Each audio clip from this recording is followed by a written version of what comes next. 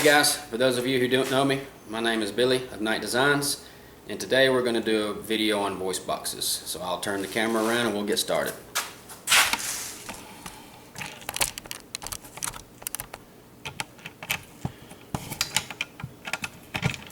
Alright, so what we have here is we have every voice box used from season 1 through season 4.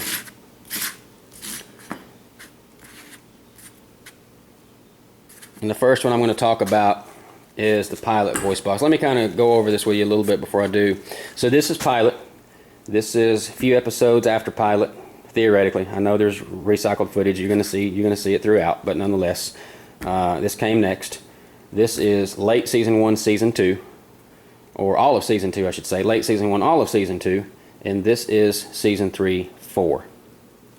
The first one I'm going to talk about, obviously getting the party started, will be the Pilot voice box. This is my redesign. This is a brand new one. I've had this done for about 6 months, but I haven't advertised or said anything about it. It's been so busy getting orders out and so many other irons in the fire. This is the first chance I've had to just do a video. I want to talk about this rounded edge right here, because this is going to require you guys to do a little bit of work for fitment, okay? So you'll notice, let me grab my old one and kind of show you what I did, and then I'll come back to this one. So you'll notice on my old one, it's already got a curvature here. It's already got a curve. You'll notice that this edge on the top, this top edge is still straight. That is necessary, because as it comes out of the dash, you know, the front trim edge flows into the voice box and then down to the pods and into the steering wheel, so on and so forth. So you do have to have a straight edge here. The edge that changes is this bottom edge, and that is curved to fit the dash. This voice box is curved this way because it was made to fit the Pilot dash that I made. So it drops right in, and it's an exact fit once you cut your hole. Alright, so I didn't do the same curve for the new voice box because I had in mind that, well, maybe some of you guys, you may want the voice box and you don't want to change your dash. Maybe you've got someone else's dash and you just want the voice box. So by having this rounded, now you can shape this voice box to fit the dash you have. Whereas if I had done this, it may not have fit just right, and you would have had to do modifications to make it fit anyways. So it's just better off to have this rounded, and you can just take off what you need to take off to make it fit the dash perfectly. Just remember to keep this straight edge up here intact. Don't get into that edge. Put your piece of tape across the top and just try to stay away from that. Only shape the sides, if you know what I mean.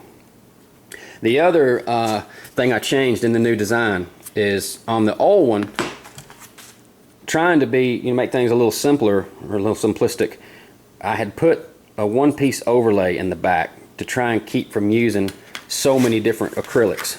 And this is what would go in there. And as you can see, it pops in real easy. That's good. But the downside was the light bleeds from overlay, or from opening to opening when the voice box lights up, and you kind of notice that on startup. So that had to be addressed, and so therefore we got the walls in the back now to keep the light from bleeding. This is the box. Like I said, this is Pilot. This is Michael Chaffee's baby here, and that would have said Knight 2000 in the back. As a matter of fact, I've got the acrylic piece right here, if it will fit in there properly. It's made to fit the plastic one, but it should fit this one as well. Yes, it does. And there you go, Knight 2000. Alright, let me move over here to the next voice box. Now this voice box is, like I said, it was a few episodes following Pilot, or the few episodes following Pilot. The same thing as season 1, or the late season 1, season 2. The only difference is where the voice modulator would be. So this was still a blinky box. It just didn't say Knight 2000. And this is the equalizer box. Obviously you can see from the height difference. So not a very popular box, this one. Probably my least favorite, or I say least favorite. I don't sell quite as many of these as I do the others, and I don't have as much request for it. Which in some ways is kind of cool, because whoever has them, you're going to have a different car. This is, as I said, late season 1, season 2. And let me talk about the differences here, because I know, a lot of you guys are, you like the show and you're building a car, but there gets more logistics going on. So the difference is Season 1 had a blue Pursuit acrylic in the base down here in the last opening. Season 2 had a red acrylic. You'll notice also the font's changed, but that is the only difference in this voice box from late season 1 to season 2 is that bottom acrylic and the font. Past that, everything's the same shape, same size, same dimensions. Moving over to season 3-4. This was used throughout season 3 and 4. Much skinnier voice box, much smaller. Has more countdown windows, however. Really not a lot to talk about on this one, so I'll move on. I want to talk about the differences between, obviously you can see these are aluminum. These are my masters. I had all my masters machined from aluminum. That way they last and you don't have to worry about molding, plastic getting stuck in a mold or breaking, what have you. The benefits of the plastic over the aluminum, so far I've only been able to find benefits. I haven't really found anything good about the aluminum as far as putting it into a dash and into a car, and I'll tell you about that. So the benefit of the plastic is if you go to put, okay, so let's just start with season 4 here. Let me use this one. There's several different vendors that make electronics, and obviously not everybody gets together and hatches out the same thing. So you're going to have variances on the way things fit, the LEDs that are used. With plastic, you can easily go and grind out, say if you got an LED bump on the side here, all the rest are fitting, but you got one that's taking up a little too much room than it should.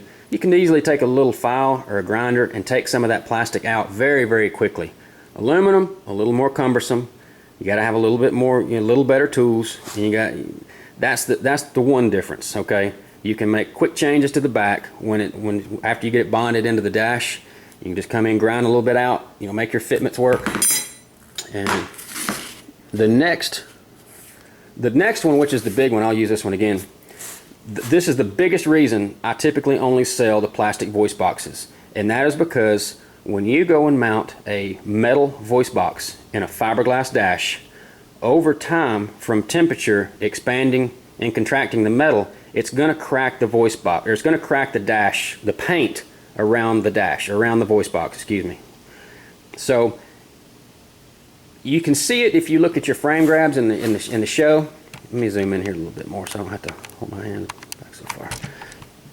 You can see that in the show. If you look at your frame grabs real close, you'll notice cracks in the paint along the edges.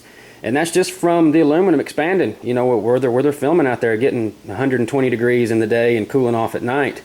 Over time, the paint just can't take the stress of the metal moving and the fiberglass kind of relaxing.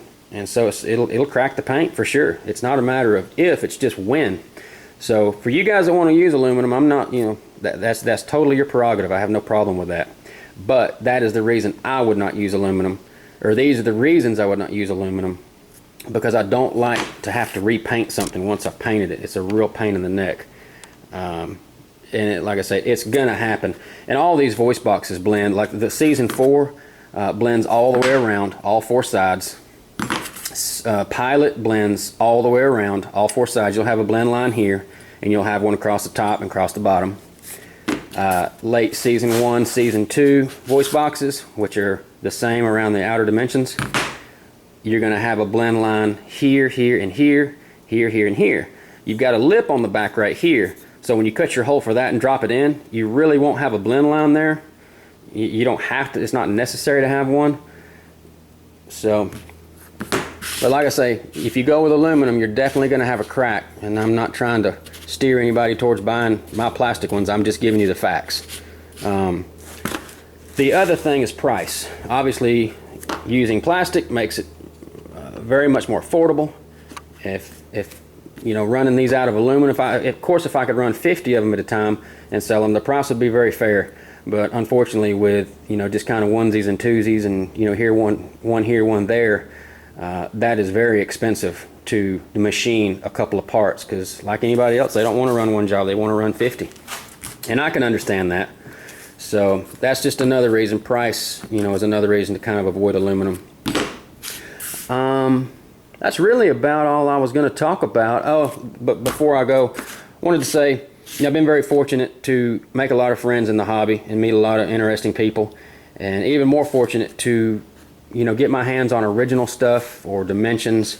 And these voice boxes were designed with dimensions from originals, and I just want to add that in there and say I'm very thankful for that, because obviously that takes a lot of the guesswork out. Not to say that sooner or later I know I'd hammer it out and I'd figure it out, but nonetheless it just kind of takes some of the hassle and some of the work out of it. Anyway, if you guys got any questions, just shoot me an email. It's billy@knightdesigns.com, and hope you guys take care, and I hope you enjoy the video. More to come on several different projects, so just bear with me, and I'll get them out as quick as I can. Take care, guys.